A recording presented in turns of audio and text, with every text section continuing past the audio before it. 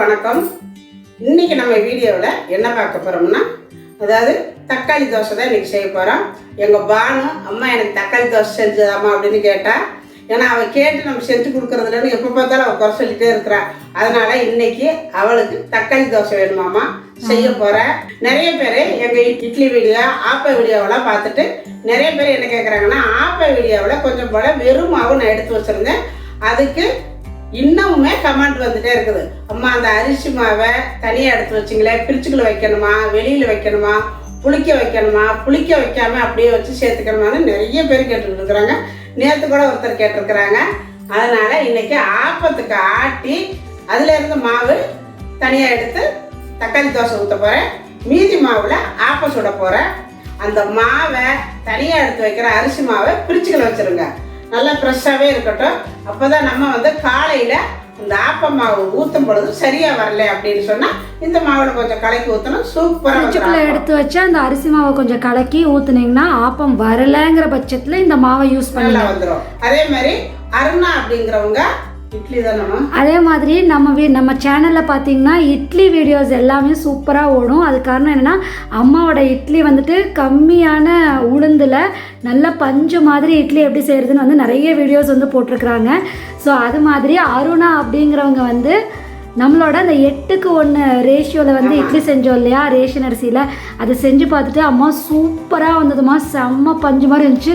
அதுவும் ரேஷன் அரிசியில் கொஞ்சமாக 1 டம்ளர் 8 டம்ளருக்கு 1 டம்ளர் உளுந்து போட்டு இவ்வளோ பஞ்சு மாதிரி வரும்னு நான் எதிர்பார்க்கவே இல்லை. உங்களோட கமெண்ட்ஸ் எல்லாம் பார்த்துட்டு எல்லோரும் நல்லா வந்திருக்குன்னு சொன்னதுனால நான் ட்ரை பண்ணேன். பட் நிஜமாகவே சூப்பராக வந்திருக்கு அப்படின்னு சொன்னாங்க. அருணா அப்படிங்கிறவங்களுக்கு நான் ரொம்ப தேங்க்ஸ் சொல்லிக்கிறேன். நம்ம செஞ்ச இட்லியை செஞ்சு பார்த்துட்டு ரொம்ப நல்லா வந்துச்சுன்னு சொல்லி பாராட்டியிருந்தாங்க. அவங்களுக்கு ரொம்ப ரொம்ப நன்றி. ஸோ இன்னும் நிறைய பேர் இட்லி நல்லா வரல அப்படின்னு யோசிச்சிங்க அப்படின்னா, நம்ம சேனலில் இட்லி வீடியோஸ் நிறையா இருக்குது. உங்களுக்கு புதுசாக கல்யாணம் பண்ண பிள்ளைங்க கூட எங்களுடைய இட்லி வீடியோவை பார்த்தா நல்லா கற்றுக்கலாம். நிறைய பேர் அதையும் சொல்லியிருக்கிறாங்க, அம்மா உங்களுடைய வீடியோவை கல்யாணம் பண்ணவங்களுக்கெல்லாம் ரொம்ப யூஸ்ஃபுல்லாகும். இப்போ வரைக்கும் இருக்கிற பிள்ளைகளுக்கெல்லாம் நிறைய சமைக்க தெரியலை, இந்த வீடியோ ரொம்ப ரொம்ப யூஸ்ஃபுல்லாக இருக்கும்னு நிறைய பேர் சொல்லியிருக்கிறாங்க. அதனால எல்லாருமே எங்கள் இட்லி வீடியோவை பாருங்கள், பார்த்துட்டு எப்படி இருக்குன்னு கமெண்டில் சொல்லுங்கள். டிஸ்கிரிப்ஷனுக்கு கீழேயும் நாங்கள் இட்லி வீடியோவோட லிங்க்ஸ் கொடுக்குறோம். ஸோ நீங்கள் பார்த்து அதே மாதிரி செஞ்சு பார்த்துட்டு எப்படி வந்ததுங்கிறத கமெண்டில் சொல்லுங்கள். இப்போ வாங்க நம்ம தக்காளி தோசை எப்படி செய்கிறது அப்படிங்கிறது பார்க்கலாம். ரேஷன் அரிசி எடுத்து 2 டம்ளரு புழுங்கல் அரிசி, ரேஷன் புழுங்கல் அரிசி, 2 டம்ளரு ரேஷன் பச்சரிசி, மொத்தம் 4 டம்ளர் எடுத்து ஊற வச்சுருக்கிறேன்.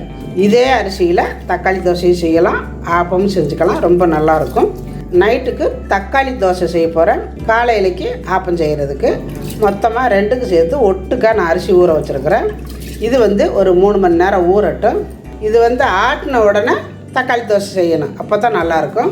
இன்றைக்கி ஆட்டி வச்சு நாளைக்கு பிரிச்சுக்குள்ளே வச்சுருந்து நம்ம எடுத்து தக்காளி தோசை செஞ்சாலும் அது நல்லா இருக்காது, புளிச்ச மாதிரி இருக்கும். ரெண்டாவது தோசை சீக்கிரம் வேகாது, நல்லா மொறுமொறுப்பாக வராது, சாப்பிட்றதுக்கு நல்லாவும் இருக்காது.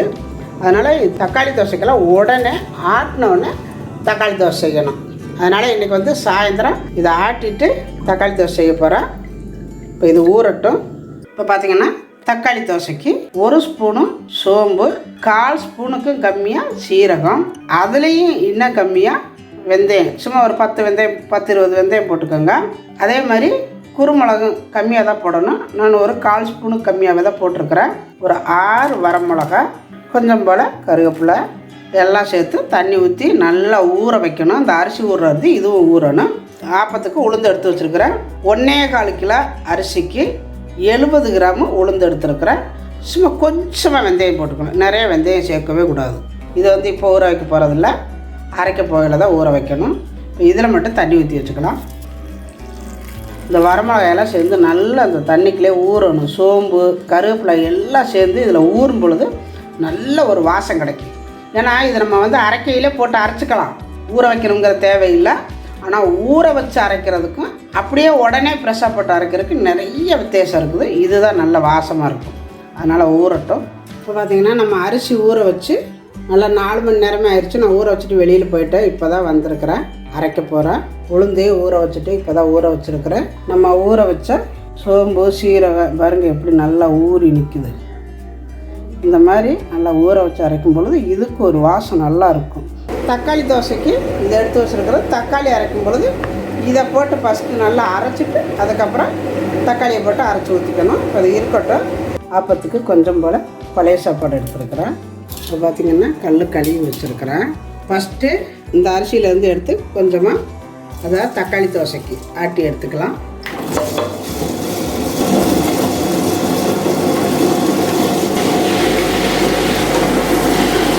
இது வந்து நைஸாக நல்லா அரைச்சிக்கணும். அரைச்சிட்டு இதை நான் தனியாக அள்ளி வச்சுக்குவேன். மீதி இருக்கிற அரிசி சாப்பாடு இது ரெண்டும் ஒட்டுக்க போட்டு அரைச்சிடுவேன். உளுந்து தனியாக தான் அரைக்க போகிறேன். நான் ஆப்பத்துக்கு எல்லாம் ஒட்டுக்க தான் போட்டு ஆட்டுவாங்க. நான் ஆப்பத்துக்கு எப்போவுமே தனியாக தான் அரைப்பேன். அப்போ அது ஒரு மாதிரி நல்லாயிருக்கும். இது எல்லாமே நான் அரைச்சிட்டு நான் உங்கள்கிட்ட காட்டுறேன். இப்போ நம்ம மாவெல்லாம் ஆட்டி 3 பாத்திரத்தில் எடுத்து வச்சுருக்கிறேன். அதாவது இது ஆப்பத்துக்கு அரிசி மாவை ஆட்டிட்டு உளுந்தெல்லாம் ஆட்டி ஒன்றா போட்டு வச்சுருக்கிறேன். இது தக்காளி தோசைக்கு வெறும் அரிசி மாவு மட்டும் எடுத்து வச்சுருக்கிறேன். அதே மாதிரி இதுவும் வெறும் அரிசி மாவு தான். நிறைய பேர் இன்னமும் கேட்டுக்கிட்டே இருக்கிறீங்க. அதாவது ஆப்பத்துக்கு நீங்கள் கொஞ்சம் போல் வெறும் அரிசி மாவு எடுத்து வைக்கிறீங்களே, அது பிரிச்சுக்கில் வைக்கிறீங்களா, புளிக்க வச்சு ஆப்பத்தில் சேர்த்துக்கணுமா, புளிக்க வைக்காமல் சேர்த்துக்கணுமா அப்படின்னு நிறைய பேர் கேட்டுக்கிட்டே இருக்கிறீங்க. இப்போது நிறைய பேர் கேட்டது கொஞ்சம் அரிசி மாவு தனியாக எடுத்து ஃப்ரிட்ஜுக்குள்ளே வச்சிங்கல்லம்மா அதை புளிக்க வச்சு ஊற்றணுமான்னு கேட்குறீங்க. ஆக்சுவலி இப்போ நம்ம உளுந்தெல்லாம் போட்டு ஆப்ப மாவை அரைச்சி எடுத்துட்டோம். இப்படி உளுந்து போடுறதுக்கு முன்னாடி கொஞ்சம் அரிசி மாவை தனியாக எடுத்து நீங்கள் எடுத்த உடனே ஃப்ரிட்ஜுக்குள்ளே வச்சுருங்க. இது புளிக்கெல்லாம் வைக்க வேண்டாம். இப்படி எடுத்த உடனே ஃப்ரிட்ஜுக்குள்ளே வச்சுருங்க. இது உளுந்தெல்லாம் போட்டு ஆப்பத்துக்கு நம்ம அரைச்சி வச்சுருக்கோம். நெக்ஸ்ட் டே மார்னிங் இப்போ இந்த மாவு புளிக்க வச்சுருப்போம் இல்லையா, அது நெக்ஸ்ட் டே மார்னிங் நம்ம ஆப்பம் ஊற்றும் பொழுது உங்களுக்கு ஆப்பம் நல்லா வந்துச்சு அப்படின்னா இதை யூஸ் பண்ண வேண்டாம். ஆப்பம் நல்லா வரலை அப்படிங்கிறப்போ இதில் கொஞ்சம் குவான்டிட்டி ஆஃப் மாவை எடுத்துக்கோங்க. இந்த மாவையும் 2 கரண்டி அந்த மாவில் மிக்ஸ் பண்ணி ஊற்றுனீங்க அப்படின்னா ஆப்பம் நல்லா வரும். அதாவது என்னென்னா சம்டைம்ஸ் இதோட ஆப்ப பக்குவம் உங்களுக்கு கம்மியாயிடுச்சு அப்படிங்கிற பட்சத்தில் இந்த நீங்கள் தனியாக எடுத்து வச்சிருக்கிற ஆப்ப மாவை கலந்து ஊற்றும் பொழுது ஆப்பம் நல்லா வரும். ஸோ அந்த பேலன்ஸுக்கு தான் இந்த மாவு. ஏன்னா நிறைய பேர் நீங்கள் கேட்டுக்கிட்டே இருக்கிறீங்க. அதனால தான் இன்றைக்கி நான் உங்களுக்கு சொல்கிறேன். இதை பிரிச்சுக்களை இப்போவே வச்சிட போகிறேன்னா காலையில் எடுத்துக்கலாம். ஆப்பத்துக்கு இப்போவே நான் உப்பு போட்டு கலக்கி வச்சிட போகிறேன். அவ்வளவுதான்.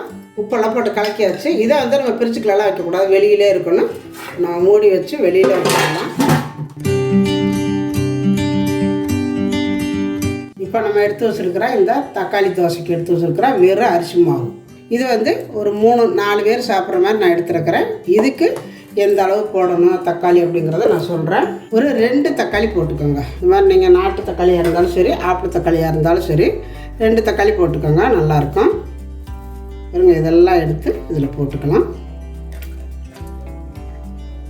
இந்த தண்ணியை இப்போ ஊற்ற வேண்டாம், கொஞ்சம் கொஞ்சமாக ஊற்றிக்கோங்க. பார்த்துக்கிட்டு வேணும்னா இந்த அளவு தான் நான் ஊற்றுறேன். ஏன்னா மாவு தண்ணியாக போயிடக்கூடாது. கொஞ்சம் போல் கலருக்காக காஷ்மீரி மிளகாத்தூள் வேணும்னா நீங்கள் சேர்த்துக்கலாம், வேண்டாம்னா விட்டுறலாம். இப்போ இதே இதில் போட்டுக்கலாம். எல்லாமே போட்டாச்சு. இப்போ இதை நைஸாக அரைக்கணும். அரைச்சிக்கிட்டு வந்துடுறேன். பாருங்கள், நல்லா நைஸாக அரைச்சி கொண்டாந்துட்டேன். இப்போ இதை நம்ம எடுத்து வச்சுருக்கிற இந்த அரிசி மாவில் சேர்த்துக்கலாம். நல்லா கெட்டியாக இந்த மாதிரி அரைச்சி ஊற்றிக்கணும். தேவையான அளவு உப்பு, 2 ஸ்பூனு வெள்ளை ரவை. இது போடுறதுனால நல்லா மொறுமொறுன்னு இருக்கும் தோசை. போட்டுட்டு நல்லா கலக்கி விட்டுருங்க. நல்லா மாவும் கெட்டியாக வச்சுக்கணும். தக்காளியை கெட்டியாக அரைச்சி ஊற்றணும். உங்களுக்கு இல்லாட்டி இந்த மாவு தண்ணியாக போயிடுச்சுன்னா தோசை உங்களுக்கு நல்லா வராது. ஒரு 5 நிமிஷம் அப்படியே ரெஸ்ட்டில் இருக்கட்டும். அப்படியே மூடி வச்சிடலாம், இருக்கட்டும். இப்போ நம்ம மாவு பாருங்கள் நல்லா ஊறி ரவையெல்லாம் சேர்ந்தோன்னே இன்னும் கொஞ்சம் கெட்டியாகிடுச்சு. இங்கே தோசைக்கல் காஞ்சிட்ருக்குது. இப்போ தோசை ஊற்றிக்கலாம். நல்லா நைஸாகவே ஊற்றிக்கோங்க. அந்த மாதிரி அடுப்பை ரொம்பவும் ஸ்பீடாக வச்சிடாதீங்க, சீக்கிரம் கறி போயிடும். ரொம்ப ஸ்லோவில் வச்சாலும் நல்லா செவக்காது. நார்மலாக வச்சுக்கோங்க. இப்போ இது லைட்டாக வந்ததும் கொஞ்சம் போல் எண்ணெய் பாருங்கள், நல்லா வெந்துருச்சு. வெந்த உடனே பாருங்கள் எப்படி இருக்குது, நல்லா மொறுன்னு நல்லா சூப்பராக வந்துருக்கு பாருங்கள். ரொம்ப அருமையாக இருக்குது பாருங்கள், எவ்வளோ அழகாக வந்திருக்கு தோசை.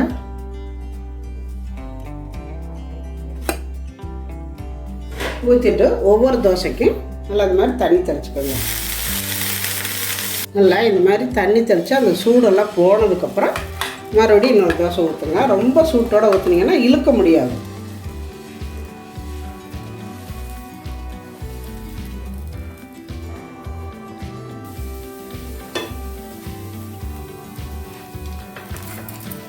சூப்பரான தக்காளி தோசை. இதுக்கு தேங்காய் சட்னி ரொம்ப நல்லாயிருக்கும். இதுக்கு வந்து தேங்காய் சட்னி தான் நல்லாயிருக்கும். நான்ஸ்டிக் கல்லில் ஊற்றினேன். அப்போ இந்த சாதா கல்லே ஊற்றிக்கலாம், நல்லா வரும்.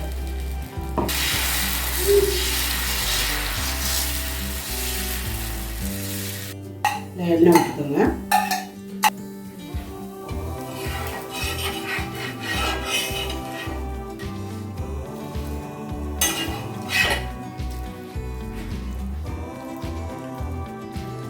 பாருங்க எவ்வளோ அழகாக இருக்கும். நல்லா மொறு மொறுன்னு இருக்குது. பாருங்கள் அந்த தோசையை பிக்கிற எவ்வளோ நல்லா மொறு மொறுன்னு இருக்கு பாருங்கள்.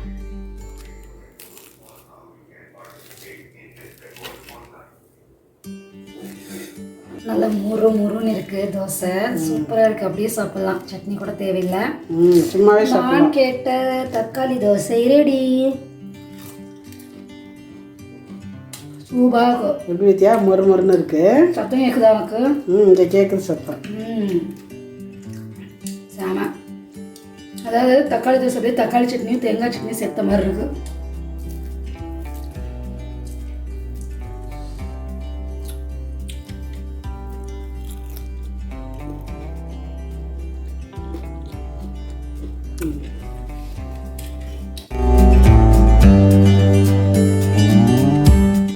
நேற்று ஆட்டி வச்ச மாவு ஆப்பத்துக்கு ஓரளவு பொங்கி இருக்குது.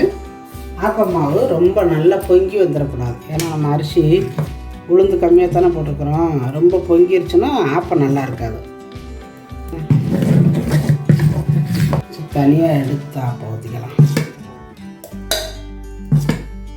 இது வந்து நைட்டெல்லாம் வெளியில் தான் இருந்தது. நேற்று சாயந்தரம் ஆட்டி வச்சது.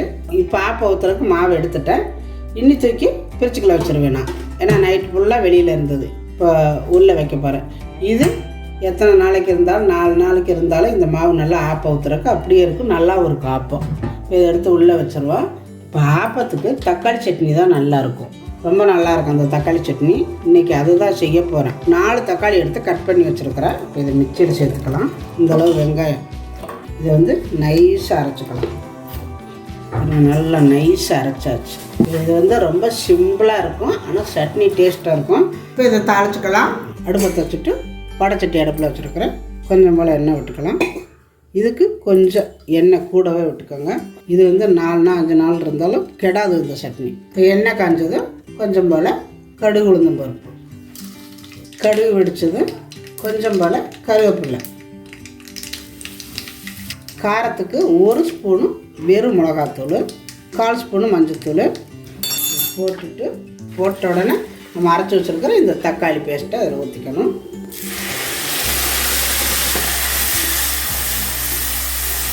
தேவையான அளவு கல் உப்பு, ஒரு சின்ன ஸ்பூனால் 1 ஸ்பூனு அதாவது வெந்தயம் பெருங்காயம் நுணுக்கி வச்சுருக்கிறேன். அது கொஞ்சம் சேர்த்துக்கலாம். ரொம்ப நல்லாயிருக்கும். இது போட்டிங்கன்னா நல்லா வாசமாக இருக்கும். சாப்பாடு, இட்லி, தோசை, ஆப்பம் எல்லாத்துக்குமே நல்லாயிருக்கும் இந்த சட்னி. இந்த சட்னினா ரொம்ப சாப்பிடுவாங்க எங்கள் 3 பிள்ளைகளுமே. இப்போ இது வந்து நல்லா கொதித்து வற்றணும். இது வந்து இது கெட்டியாக இருக்குது. நீ கொதிக்க கொதிக்க தண்ணி விடும். தண்ணி விட்டு மறுபடியும் வற்றணும். நல்லா வற்றட்டு மூடி வச்சு கொதிக்க விடுவோம். பார்த்திங்கன்னா இந்த சைடு தக்காளி சட்னி கொதிச்சிட்ருக்குது. இந்த பக்கம் தோசைக்கல் வச்சுருக்கிறேன். நம்ம ஆப்பம் ஊற்றிக்கலாம். அப்பப்போ சட்னியை திறந்து கிண்டி விட்டுக்கணும். தோசைக்கல் காய்ஞ்சிட்ருக்கு. இப்போ இது வந்து நம்ம வேறு அரிசி மாவு எடுத்து வச்சது நைட்டு பாருங்கள், பிரிச்சுக்கில் எடுத்து வச்சது. இப்போ வந்து நான் இதை யூஸ் பண்ண மாட்டேன். இப்போ இது இருக்கட்டும். ஆட்டி எடுத்து வச்ச அந்த ஆப்பத்துக்கு ஆட்டின மாவில் நான் ஆப்பம் ஊற்ற போகிறேன். நல்லா வந்துச்சுன்னா ஓகே, இல்லைன்னா அந்த மாவு சேர்த்துக்கணும். கொஞ்சம் போல் தண்ணி ஊற்றிக்கலாம். ஆப்பத்துக்கு எப்போவுமே மாவு தண்ணியாக இருக்கணும். ஏன்னா அந்த மாவு கலக்கையில் அந்த பக்குவம் தெரியும். பாருங்கள், எனக்கு கரெக்டாக தான் இருக்குதுன்னு நினைக்கிறேன். பார்க்கலாம். இப்போ ஆப்பம் ஊற்றிக்கலாம். பாருங்கள், இந்த அளவுக்கு கெட்டி இருக்கணும்.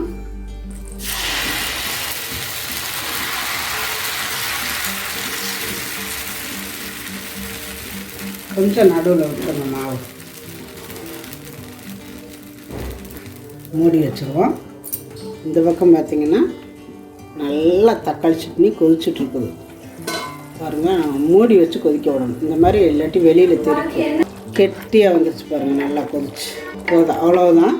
தக்காளி சீசனில் நீங்கள் நிறைய செஞ்சு வச்சுக்கலாம், ஒரு வாரத்துக்கு கூட வச்சுக்கலாம். அப்போ என்ன பண்ணணும், நல்லா இன்னும் கொஞ்சம் வற்ற விடணும். இது வந்து நம்ம இப்போ சாப்பிட்றதுக்கு தான் நான் செஞ்சுருக்கிறேன். இது உடனே தீந்துடும், அதனால் போதும். இப்போ இதை வந்து அடுப்பு ஆஃப் பண்ணிக்கலாம். இப்போ ஆப்பம் எப்படி இருக்குன்னு பார்க்கலாம். ஓரளவு ஓகே, இருந்தாலும் கொஞ்சம் மாவு சேர்க்கணும் பாருங்கள். இந்த மாதிரி வருது. இந்த மாதிரி பார்த்துட்டு நீங்கள் அந்த இது சேர்த்துக்கிட்டிங்கன்னா ரொம்ப நல்லாயிருக்கும் மாவு. இப்போ பார்த்திங்கன்னா இந்த மாவில் இருந்து ஒரு கரண்டி நான் எடுத்துக்கிறேன். ஒரு கரண்டி அளவு இந்த மாவில் எடுத்து போட்டுக்கிறேன். போட்டு நல்லா கலக்கிக்கணும். இதுக்கு வந்து உப்பு போடுறதுன்னா போட்டுக்கலாம், இல்லாட்டி விட்டுறலாம். ஏன்னா நம்ம ஏற்கனவே மாவில் உப்பு கலந்துருக்கிறோம். அந்த ஒரு கரண்டி மாவுக்காக உப்பு போடணுங்கிறது இல்லை. நம்ம உப்பு போடாமல் தான் அந்த மாவை எடுத்து வச்சுருந்தோம். அதனால் இதுக்கு வந்து உப்பு போடணும் அப்படிங்கிறது இல்லை. அப்போ 1.5 கரண்டி ஊற்றிக்கணும்.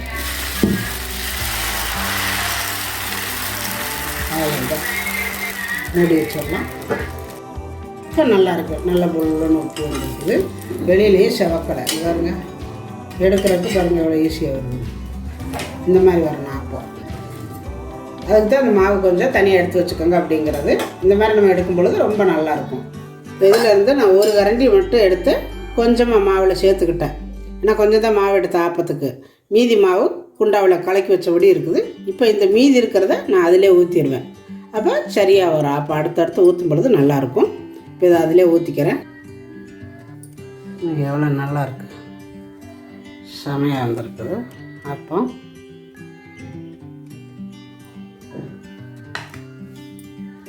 இந்த ஆப்பத்துக்கும் இந்த தக்காளி சட்னி ரொம்ப சிம்பிளாக பண்ணணும், அவ்வளோ டேஸ்ட்டாக இருக்குங்க. அதாவது வேலை ரொம்ப ஈஸியான வேலை. சட்னி அவ்வளோ டேஸ்ட்டாக இருக்குது. இது எத்தனை நாளைக்கு வேணாலும் வச்சுக்கலாம். ஃப்ரிட்ஜுக்குள்ளே வச்சுக்கிட்டு நம்ம எடுத்துக்கலாம், வெளியில் வைக்க வேண்டாம். ஃப்ரிட்ஜுக்குள்ளே வச்சுக்கிட்டு நீங்கள் எப்போ வேணாலும் தோசை ஆப்பத்துக்கு 2 ஸ்பூன் எடுத்து போட்டுக்கலாம். காரம் மட்டும் கரெக்டாக போட்டுக்கோங்க. நல்லா எடுத்து ஒரு பிச்சு சாப்பிட்டா அவ்வளோ டேஸ்ட்டாக இருக்கும். சாப்பிடணும். இந்த சட்னி தக்காளி சட்னிக்கு அதுக்கு அருமையாக இருக்குங்க. இப்போ பாருங்கள், தக்காளி தோசை நல்லா ஃப்ரெஷ்ஷாக மாவு ஆட்டி உடனே சுட்டது, நல்லா மொறு மொறுன்னு இருக்குது. இதுக்கு வந்து தேங்காய் சட்னிக்கு ரொம்ப நல்லாயிருக்கும். இதே மாதிரி நீங்களும் உங்கள் வீட்டில் செஞ்சு பாருங்கள். செஞ்சு பார்த்துட்டு எப்படி வந்துச்சு அப்படிங்கிறத எனக்கு கமெண்டில் சொல்லுங்கள். இந்த வீடியோ பிடிச்சிருந்தா லைக் பண்ணுங்கள், ஷேர் பண்ணுங்கள். செட்டிநாடு சமையலுக்கு சப்ஸ்கிரைப் பண்ணுங்கள். நன்றி. வாழ்க வளமுடன்.